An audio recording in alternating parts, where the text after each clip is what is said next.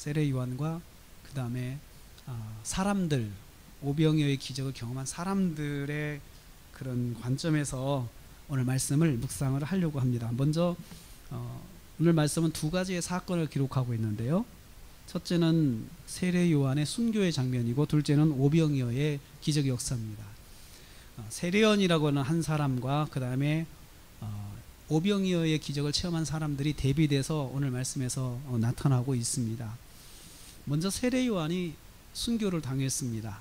헤롯의 어처구니없는 결정과 약속에 의해서 세례 요한이 정말 어떤 그 허망하게 갑자기 순교를 당하는 그런 장면이 기록되어 있습니다. 이 말씀에서 한 가지 우리가 눈여겨봐야 될 것은, 왜 주님께서는 세례 요한의 투옥과 그 다음에 세례 요한의 그런 감옥에서 당하는 고통이나 이런 것들을 그냥 놔두셨을까? 그냥 왜 놔두셨을까? 그게 첫 번째 질문입니다. 세례 요한은 주님을 예고하고 주님을 알려주는 역할을 하는 아주 위대한 선지자였습니다. 그가 감옥에 갇히게 되었을 때에 하나님께서 전혀 역사하지 않으세요. 세례 요한을 도와주지 않으세요.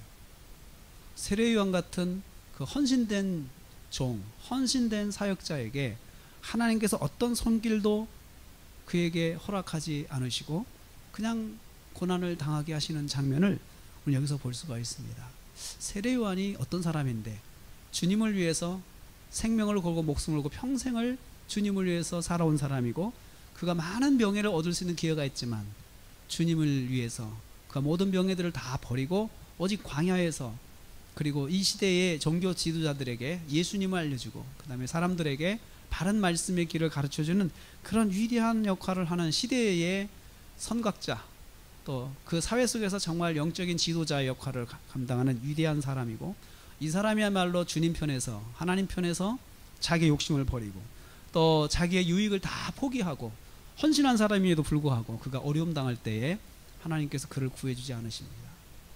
여러분들은 이 부분에 대해서 어떻게 생각하십니까?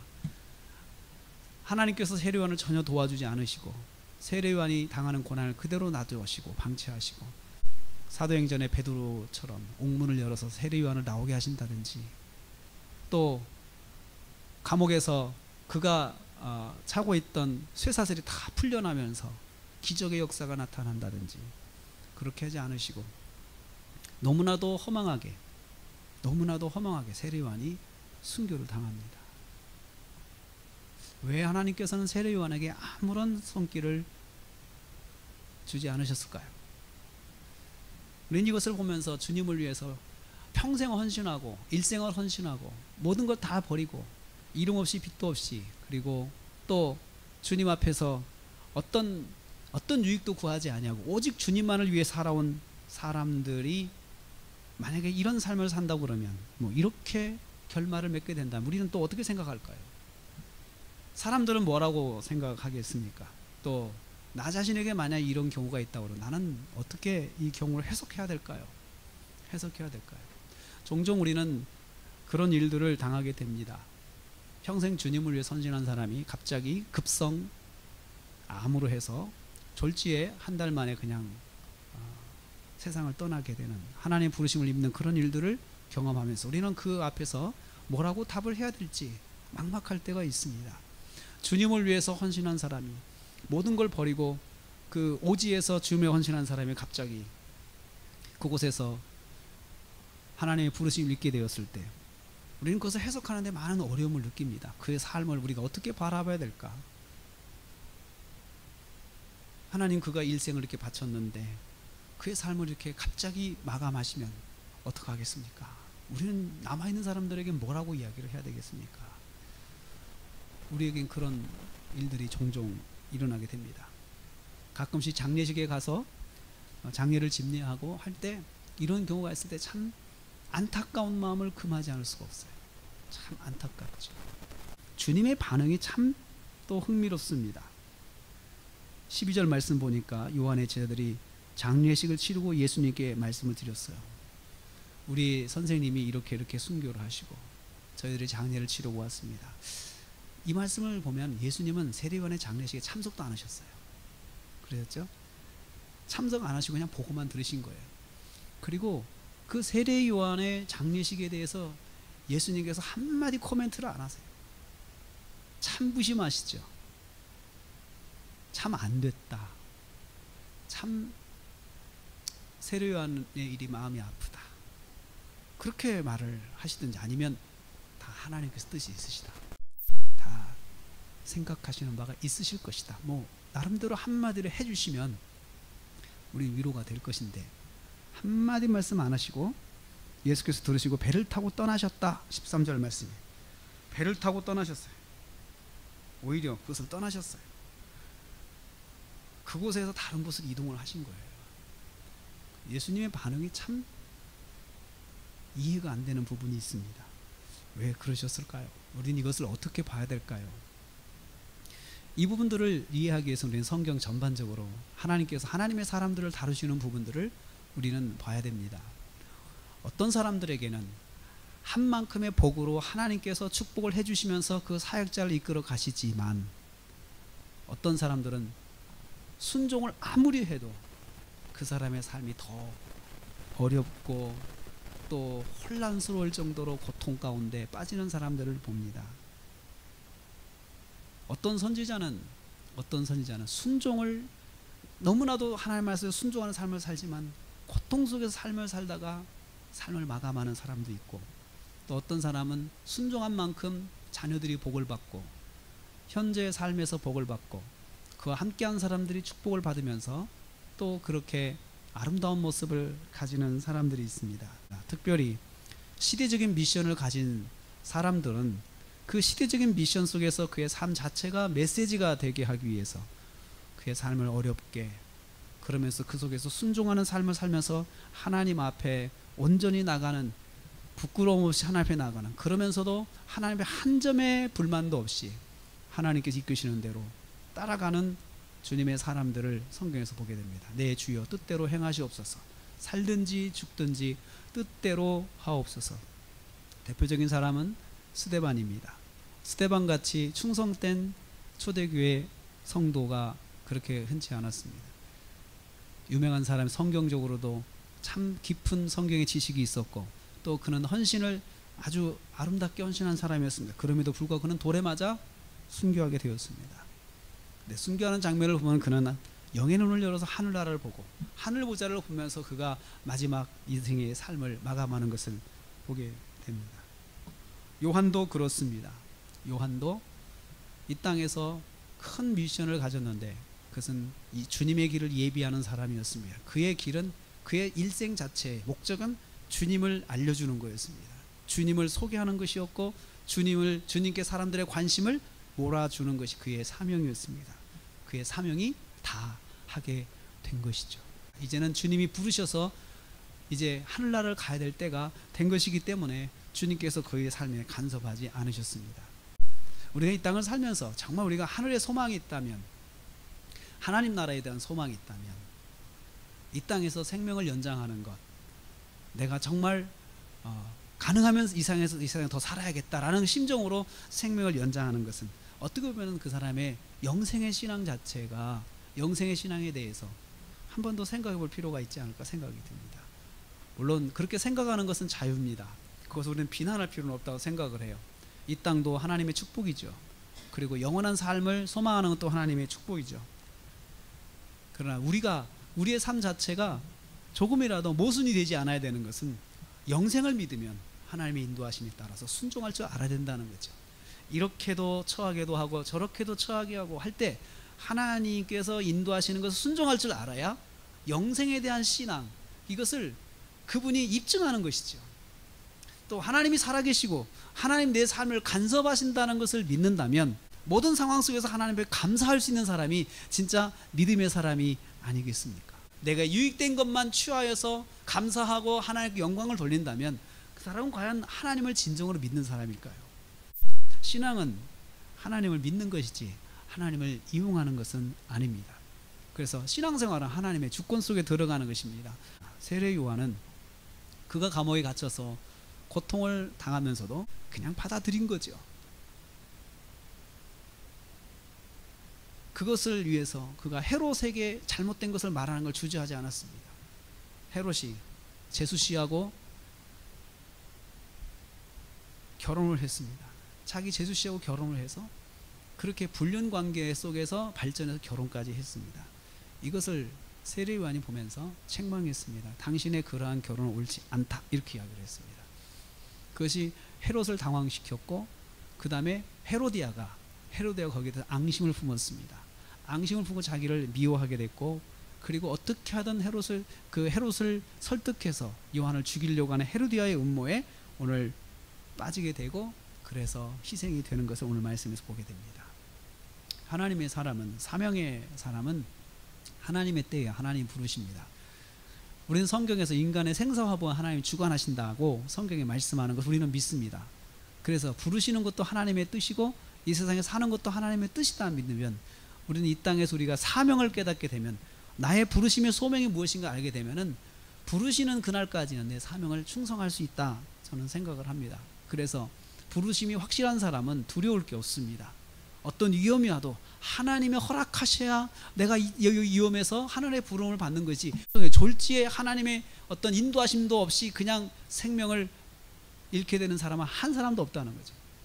모든 사건에는 하나님의 간섭하심이 있다는 것입니다. 물론 그 사건이 어떤 사람은 정말 비극적인 어떤 사고를 통하여서 부름을 받는 사람도 있지만, 또 어떤 사람은 정말 아름다운 모습으로 부름을 받는 사람도 있고, 여러 가지 모습이 있죠. 그래서 우리는 그렇게 소망을 할 수는 있습니다. 주님, 제가 주님이 부르실 때 잠을 자다가 그냥 편하게 잠을 자다 주님 부르심을 받게 해주옵소서. 또 어떤 목사님은 그러십니다. 주님, 제가 강단에서 설교하다가 주님 부름을 받게 해주시옵소서. 저의 사명을 감당하다가 부름을 받게 하옵소서. 그렇게 기도하시는 분들도 있습니다. 여러분들도, 우리도 우리의 마지막 순간을 위해서 기도할 필요는 있다, 저는 생각을 합니다. 주님, 이렇게 저를 불러주시면 참 감사하겠습니다. 정말 고통 없이, 정말 나이를 먹어서도 내 과거를 잊는 치매라든지 이런 병을 통해서 주변 사람들을 고통 주지 않고 제가 깨끗하게 주님의 부르심을 받게 하옵소서. 그렇게 기도할 필요는 있다고 생각을 합니다. 어떻든 사명자 세례 요한은 하나님의 뜻이 이제 다 이루어져서 그의 사명을 다하고 부름을 받았습니다. 여기 세례요한 같은 특별한 사람에게 하나님이 어떤 손길도 주지 않으시고 그냥 부르셨다는 그것, 첫 번째 말씀입니다. 그런데 두 번째에 나오는 오병이어의 그런 기적을 체험한 사람들, 평범한 사람들이에요. 이름 없는 사람들이에요. 하나님께서 특별한 손길을 뻗쳐 주십니다. 한 끼 굶는 것조차도 하나님은 허락지 않으시고 그 사람들이 먹을 수 있도록 하나님 인도하시는 것을 봐요. 우리는 생각할 때 세례요한 같은 사람이 더 대접받고 더 손길로, 하나님의 손길로 인도해 주셔야 되는데 반대로 하셨습니다. 이런 사람들은 그렇게 하지 않으시고 오히려 정말 이름 없는 사람들, 그리고 그 평범한 사람들에게는 특별한 손길로 인도하시는 것을 우리는 오늘 보게 됩니다. 저는 그래서 이 두 번째 말씀에서는 오병이어의 기적을 경험한 사람들, 이 사람들에게 무슨 특별한 비결이 있을까? 이 사람들이 그런 오병이어의 기적 같은 삶을 체험하게 되는 그러한 데는 어떤 특별한 법칙이 있지 않나라는 생각을 이 말씀 속에서 한번 찾아보게 되었습니다. 기적이라고 하는 것은 가능성이 0%일 때 기적이라고 하죠. 그렇죠? 하나의 소망이 눈꽃만큼도 없는 것이 이루어졌을 때 우리는 기적이라고 합니다. 예를 들어서 50%의 가망성이 있는 것이 이루어졌을 때는 우리는 기적이라고 하지 않습니다. 1%라도 가능성이 있는 것이 이루어졌을 때는 그것도 기적이라고 할 수 없습니다. 그러나 1%의 가능성이 있다 하는 것도, 이것도 기적이 아닙니다. 1%의 불씨가 있기 때문이요. 기적이라고 하는 것은 아무도 소망을 두지 않는 상황에서, 아니 조금이라도 그렇게 될 것이라고 생각하지 않는 상황에서 이루어진 것을 우리는 기적이라고 하죠. 오병이어의 기적이 바로 그것입니다. 거기에 약 10,000여 명의 사람들이 다 배불리 먹을 수 있게 될 것이라는 생각은 한 사람도 해본 적도 없고, 한 사람도 그러한 일들이 일어날 거라고 상상하지 않았는데 그 일들이 이루어졌기 때문에 그렇습니다. 어떻게 해서 이 사람들은 주님의 그런 은혜를 입게 되었을까요? 첫째, 주목해야 될 부분은 빈들이라는 것입니다. 이 빈들이라는 단어가 나오는데 이 사람들이 간 곳이 빈들이었습니다. 빈들, 예수님이 계신 곳이었습니다. 예수님께서 세례 요한의 죽음에 대한 소식을 들으시고 배를 타고 떠나셨습니다. 그리고는 배를 타고 가셨다는 갈릴리 호수를 말합니다. 갈릴리 호수를 건너가신 거죠. 배를 타고 건너가서 맞은편 동네를 통과해서 그 뒤에 있는 광야로 들어가신 거예요. 빈들에 들어가요. 광야로 깊숙이 들어가셨습니다. 광야로 들어가셔서 이제 거기에서 주님께서 묵상을 하고 계셨을 것입니다. 광야는 주님께서 깊은 묵상을 하시는 곳이고, 이 빈들이라고 표현된 이 광야는 주님께서 처음에 사역을 준비할 때 40일 금식하셨던 곳도 바로 빈들이라고 표현된 광야였습니다. 그래서 광야는 주님께서 하나님과 깊은 교제의 시간을 갖는 장소가 바로 광야였습니다. 그곳에 주님이 가셨고, 그리고 무리가 13절 말씀을 보니까 무리들이 따라갔다라고 했습니다. 13절 말씀. 무리들이 따라갔다, 쫓아갔어요. 여러 고을로부터 사람들이 쫓아갔습니다. 여기서 쫓아갔다고 하는 말은 추적해서 간 걸 말합니다. 예수님이 어디 계시지 하고 사람들에게 물어 추적해서 갔죠. 그리고 여기 보면 걸어서 갔습니다.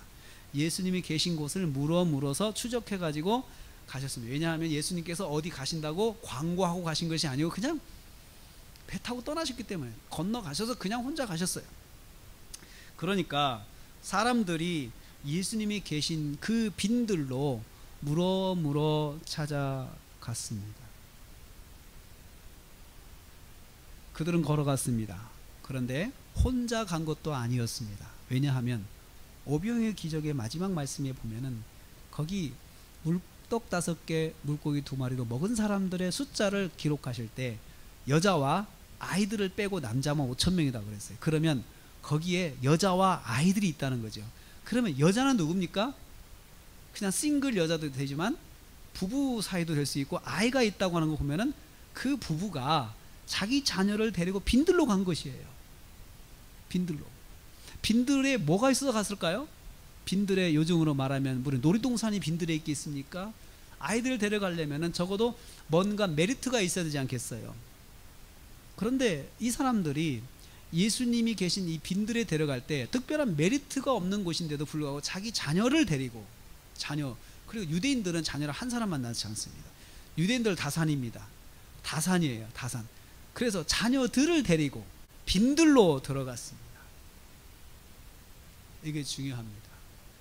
빈들에 못 보고 갔겠습니까? 딱 하나 봤습니다. 예수님이 계시다는 거 딱 하나를 보고 빈들로 갔습니다. 그 빈들이 어디입니까? 광야라고 말씀을 드렸습니다. 햇빛이 내리쬐는 곳입니다. 그런데 예수님께서 여기 14절 말씀 보니까 이렇게 기록되어 있어요. 큰 무리가 오는 걸 봤어요. 큰 무리가 적어도 10,000명 정도 된다고 했습니다. 저는 10,000명이라고 생각을 해요. 약 10,000명의 큰 무리가 오는 것을 보시고는 나오셨다라고 했어요. 나오셔서 보시고 나서 나오셨어요. 나오셔가지고 그들을 만나셨어요. 이 말은 뭔 말이냐면은 광야 깊은 곳에 계시다가 사람들이 오는 것을 보시고는 광야에서 어느 정도 나오신 거예요. 당신이 계신 깊은 빈들에 계시지 않고 사람들을 맞으러 나오신 거예요. 어느 정도 나오신 거예요. 그냥 깊지 않은 빈들이죠. 이 사람들을 불쌍히 여기시고 그리고 그들 중에 있는 병자를 고쳐주셨다 말씀하셨어요. 사랑하는 성도님들, 우리가 빈들 같은 환경이라 하더라도 딱 하나 거기에 예수님이 계시다면, 빈들이라 하더라도 주님을 만나러 가야 되겠다라고 하는 마음이 정말 중요합니다. 여기 이 사람들의 첫 번째 마음은 바로 여기에 있습니다. 빈들이지만 거기 예수님이 계시니까 내가 예수님을 만나야 되겠다. 예수님을 만나는 것을 우선순위에 두는 것이에요. 빈들을 한번 생각해 보세요. 아이들 데려가려면 아이들한테는 아주 좋지 않은 환경입니다. 그리고 그 아이들을 데려가서 빈들에서 예수님을 만나려면 준비할 게 참 많을 것입니다. 우선은 물을 준비해야 되겠죠. 아이들은 굶길 수 없잖아요. 아이들에게 물은 굶길 수 없어요. 물 달라고 하면 물은 줘요. 어른은 참을 수 있지만 아이들은 참을 수가 없기 때문에 그 정도는 준비를 해야 되겠죠. 아이들을 데려가려면 준비를 많이 해야 되겠습니다. 그것이 귀찮으면 안 가는 거죠. 주님 만나는 것도 좋지만 너무나도 짐이 많아요. 그러니까 이거 귀찮은 거예요. 그래서 안 갈 수도 있죠. 나는 말씀을 듣지만 애들은 뭐 할까? 이거 생각하면 애들 때문에 포기할 수도 있어요. 빈들이라도 사랑하는 자녀, 사랑하는 가족과 함께 나갈 수 있겠습니까, 여러분? 우리 말씀을 준비하면서 참 우리 나라 교회가 참 빈들 같은 곳이다. 우리 나라 교회가 참 빈들 같은 곳이다. 전 그런 생각을 하게 돼요.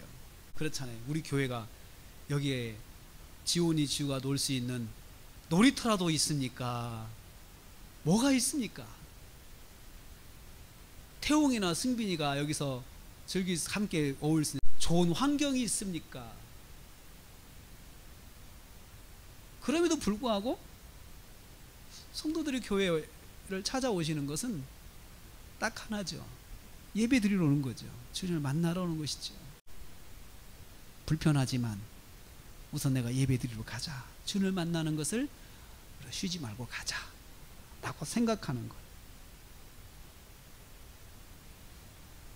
이들은 혼자 오지 않았습니다. 사랑하는 사람들을 데리고 왔습니다. 왜 사랑하는 사람들을 데리고 나와야 했을까요? 물론 여러 가지 이유가 있을 것입니다. 그들이 떠나면 자녀들은 누가 봅니까? 그러니까 같이 가야 되겠죠. 같이 가야 될 수밖에 없습니다. 집을 비우면 아이들을 받을 사람이 없으니까 그럴 수도 있겠죠. 또 맡기고 갈 수도 있겠죠. 나 잠깐 갔다 올 테니까 부탁할 수도 있겠죠. 그럼에도 불구하고 데려갔다는 것 자체는 가는 것 자체를 저는 중요하게 생각했다고 생각해요. 나만 아니고 우리 아이들도 가서 말씀을 들어야지. 예수님 말씀을 아마도 광야로 자녀들을 데려간 이분들이 자기 자녀들을 예수님께 안수 기도를 받게 해야 되겠다 이런 마음도 있었을 것이라 생각합니다. 중요한 것은 빈들이 중요한 게 아닙니다. 거기에 예수님이 계시다는 것이죠. 빈들 같은 환경이라도 예수님이 계신다면 나는 가야 되겠다. 그러므로 우리 나라 교회가 제가 빈들 같다는 생각을 하게 됐는데 우리 나라 교회가 정말 중요하게 그러면 빈들 같은 환경에서 예수님이 주관하시는 교회, 예수님을 만날 수 있는 교회, 성도들이 주님을 만날 수 있게 도와야 되겠구나. 그리고 나도 주님을 만나야 되겠구나 라는 생각을 하게 됩니다. 빈들이라도 주님을 만날 수 있다면 내가 찾아가야 되겠다. 그런 마음이 이 사람들에게 있었습니다. 마찬가지로 우리한테도 교회를 오실 때에 내가 주님을 만나야 되겠다. 내가 주님을 만나야 되겠다. 이런 마음이 우선적으로 있어야, 그런 사모하는 마음이 있어야 교회를 잘 나오신 거예요. 교회를 잘 나오신 거예요. 거기다가 남편, 사랑하는 아내, 사랑하는 자녀들 같이 여기에 나오게 된 것을 정말 잘했다라고 하려면 여기서 주님을 만나야 되는 것이. 두 번째는, 첫째는 빈들이라도 나갔다는 거죠. 주님 한 분 보고 나간 거죠. 두 번째는 먹을 것이 없어도, 먹을 것이 없는 것이 뻔한데도 그것을 생각하지 않고 일단 나간 거예요. 이 사람들. 찾아온 그들에게 주님께서 병을 고쳐주십니다. 그들의 질병도 고쳐주시고 말씀을 전해주셨다라고 그렇게 성경에 기록하고 있습니다. 병을 고쳐주셨다. 그들에게 병인을 고쳐주셨다. 병자가 있으니까 병자도 고쳐주시고 주님께서 이제 역사를 하신 거죠. 그런데 시간이 빈들인데 시간이 저물었습니다. 해가 저물었습니다.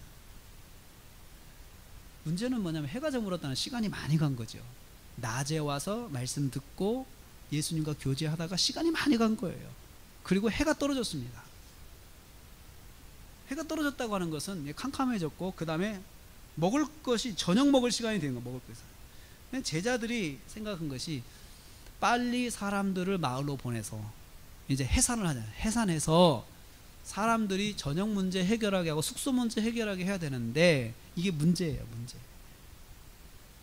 근데 예수님께서는 시간을 따지지 않고 그냥 계속 말씀을 전하시는 거예요. 그러니까 제자들이 가서 무리를 보내주십시오. 제자들이 가서 이제 예수님께 사인을 했겠죠. 그러니까 예수님께서 뭐라 말씀하시냐면 갈 거 없다. 너희가 먹을 것을 주어라. 너희가 먹을 것을 주어라. 너희가 먹을 것을 주라고 말씀하셨어요. 정말로 제자들한테는 감당할 수 없는 예수님의 주문이죠. 그러니까 이 사람들이 뭐라고 말하냐면 우리한테 떡 5개 물고기 2마리밖에 없습니다. 이 말은 뭡니까? 먹일 수 없다는 거예요. 우리는 그렇게 못합니다. 그리고 다른 성경, 마가복음, 누가복음, 요한복음에 이 성경이 이 말씀이 기록되어 있거든요. 거기 보면은 빌립이라는 제자가 이렇게 말을 했어요. 200데나리온 필요합니다. 200데나리온. 다 먹이려면 200데나리온이 필요한데 200데나리온은 노동자 한 사람의 8개월분 월급이에요. 8개월분 월급. 요즘 우리나라 현재 정상적인 노동자의 8개월 월급을 모아야 거기 있는 사람들을 다 그래도 샌드위치 하나씩이라도 먹일 수 있는 그런 비용이 되는 만큼 8개월 분량의 그 월급이 바로 200데나리온인데 그 정도는 먹여야 됩니다 라고 이야기를. 그러니까 한마디로 우리는 못 먹인다는 거죠. 우리는 그렇게 할 수 없습니다 라고 했죠. 빈들에 갈 때 다 준비해서 갈 수 있으면 좋겠지만 그러나 준비가 안 될 때 어떻게 해야 됩니까? 부모들이 거기 있는 사람들이 다 도시락을 싸운 게 아니라는 거예요. 지금 이 사람들도 생각할 때 예수님 만나는 걸 중요하게 생각했지 그만큼 예수님 만나는 것이 우선 중요하다는 거예요. 예수님 만나는 것이. 또 환경이에요. 환경. 빈들에 갈 때 환경은 어떻게 되지? 뜨거운 햇볕은 어떻게 피하지? 뭐 이런 거 생각하지 않고 일단 간 거예요. 이 사람들이. 근데 일단 가자는 거죠. 또는 저 이렇게 생각을 해요. 한 끼는 싸갈 수 있겠죠. 그랬는데 한 끼를 넘어서 점심을 지나 저녁이 된 거죠. 점심은 먹었겠죠. 근데 저녁 때는 이제 해결이 못하는 거예요. 안 되는 거예요. 더 이상. 너희가 먹을 것을 줘라. 너희가 먹을 것을 줘라. 저는 이 말씀이 저에게 주시는 말씀이라고 생각을 해요. 네가 먹을 것을 줘라. 내가 부자가 아닌데 어떻게 성도들의 필요를 채워줄 수가 있겠습니까? 그런데 주님께서는 네가 해줘야 된다는 거예요. 네가 할 수 있도록 네가 노력을 해라. 그것을 기도 제목을 가지고 성도들의 필요를 위해서 네가 기도 제목을 네가 짊어지어야 된다는 거죠. 사람들은 절대로 먹일 수 없는 상황, 절대로 굶을 수밖에 없는 상황을 주님을 만날 때 맞이하게 되는 거예요. 그러니까 우리가 주님을 만날 때 많은 것들이 희생되고 주님을 만날 수밖에 없다는 거죠. 그런 사람들이 기적을 체험한다는 거죠. 주님은 이런 사람들을 다 먹이실 계획을 하셨습니다. 오병이어로 다 먹이셨습니다.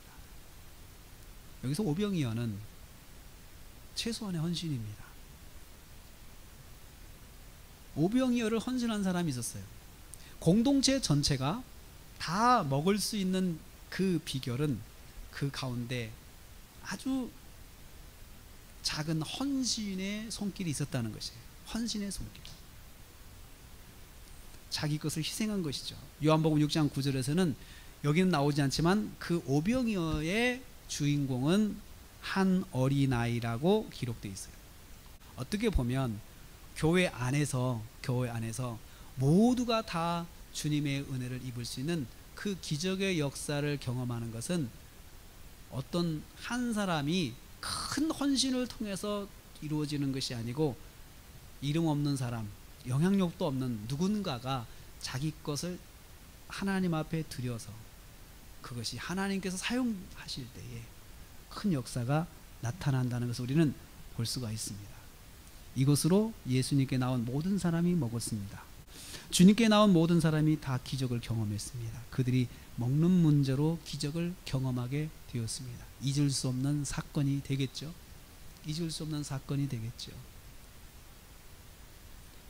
사랑하는 성도님들, 여기 기적을 경험한 사람들의 모습을 우리는 만나게 되었습니다. 첫째로 그들은 빈들이라도 주님을 만나러 가서 그런 기적을 경험하게 되었습니다.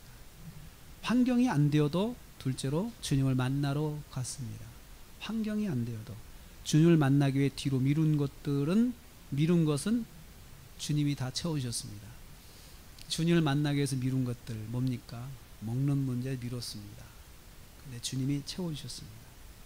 세 번째로 우선순위를 주님을 만나는데 두고 나갔습니다. 주를 만나는 게 더 중요하다, 이렇게 생각하고 나간 거죠. 네 번째로 사랑하는 사람들과 함께 빈들에 갔습니다. 사랑하는 사람들을 빈들로 인도했는데 사실 좋지 않은 곳으로 데려간 것이죠. 그런데 그 사랑하는 사람들을 그렇게 빈들로 데려간 이유는 딱 한 가지, 예수님을 만나는 것을 중요하니까 예수님을 만나게 하자 하고 사랑하는 사람들을 데리고 갔습니다.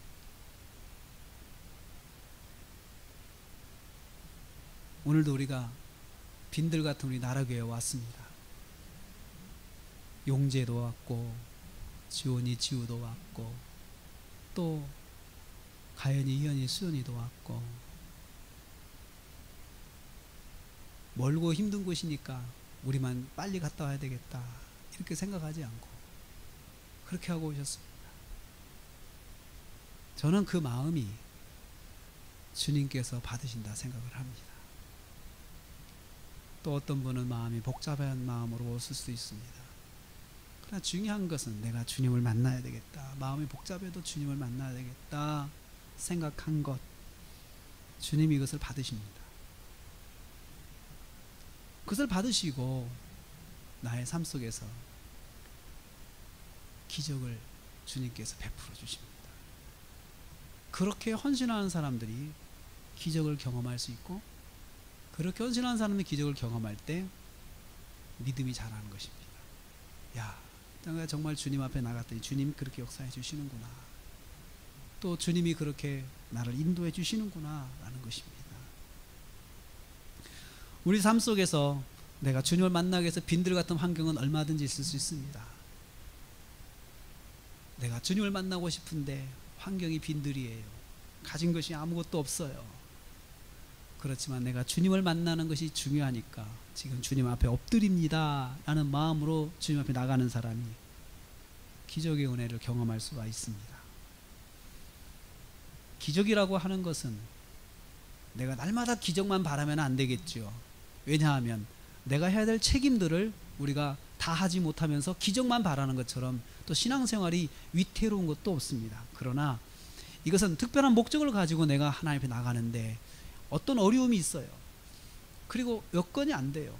그럴 때 하나님께서 그런 상황 속에서 역사하시는 것을 기적이라고 말할 수가 있습니다. 오병이어의 역사는 오늘 사람들의 관점에서 볼 때 내가 빈들이라도 주님을 만나는 것을 중요하게 생각하고 나간 사람들에게 주신 하나님의 은혜입니다. 사랑하는 성도님들, 우리가 믿음 생활하면서 주님을 만나는 것 우선순위 두는 것처럼 유익한 것은 없습니다. 그것처럼 우리 인생에서 정말 잘하고 올바른 선택은 없습니다. 주님을 만나기 위한 결정, 주님을 만나기 위한 발걸음, 이것처럼 우리를 복되게 하는 일은 없습니다. 오병이어는 오늘 그것을 우리에게 말씀해 주고 있습니다. 빈들이라도 주님을 만나러 간 사람들에게는 주님께서 역사하신다. 환경이 안 되더라도 주님을 만나기 위해서 주님을 우선순위 두고 찾은 사람들에게는 주님이 역사해 주신다. 주님이 그를 붙잡아 주신다, 인도해 주신다라는 것입니다. 그러나 세례요한 같은 그렇게 감당할 수 있는 믿음이 있는 사람에게는 하나님 그렇게 하세요. 또 그러한 소명이 있는 사람들은 그렇게 하세요. 그렇지, 여기 오병이어의 기적을 경험한 사람, 무명의 이름 없는, 그리고 믿음이 크고 작은, 어느 정도 정말 예수님 앞에 나가기만 해야 되겠다, 내가 예수님을 믿어서가 아니고 예수님 만나러 가야겠다, 이런 마음만 가지고 온 사람들에게도 주님은 기적을 베풀어 주셨습니다. 기적은 놀라운 믿음을 가진 사람들에게 오는 것이 기적이 아니고 정말 기적은 평범한 사람들에게 오는 게 기적이에요. 그래서 어떻게 보면 정말 모세 같은 사람들, 이런 사람들에게 주시는 기적은 기적이 아니에요. 그 사람들은 기적이라고 생각하지 않아요. 하나님 당연히 해야 하시는 걸 알고 있기 때문에 모세가 이끄는 백성들이 볼 때 기적인 거예요. 기적이. 저는 저와 여러분이 우리 나라교회를 섬기면서 나라교회 안에 함께 하시면서 기적 같은 역사들을 경험할 것이라 저는 믿습니다. 그런데 그것들은 우리가 처한 환경이 사실은 어렵다는 거죠. 그럼에도 불구하고 내가 주님을 섬기고 교회를 섬긴다는 마음을 가지고 있기 때문에 주님 우리에게 기적을 베풀어 주신다는 것입니다. 오늘 빈들이라도 주님을 만나러 가겠습니까? 여러분 한번 질문을 해보십시오. 내가 빈들이라도 주님을 만나는 것이라면 내가 가겠는가? 빈들이라도 주님을 만나는 것이라면 사랑하는 자녀, 사랑하는 남편과 사랑하는 아내와 함께 사랑하는 사람들과 함께 같이 가겠는가? 한번 질문을 해보십시오. 그 질문에 내가 그래 나는 가겠다 라고 답이 나오시면 저와 여러분의 삶에는 반드시 주님의 기적의 역사, 오병의 역사가 또 이루어지고 또 이루어질 것입니다. 저는 그것을 믿고 또 이 말씀을 준비하면서 그런 기도를 하며 이 말씀을 준비했습니다. 빈들 같다 하더라도 오늘 주님을 만나는 것을 우선으로 삼으신 저와 여러분들에게 주님이 큰 은혜를 주실 줄로 믿습니다.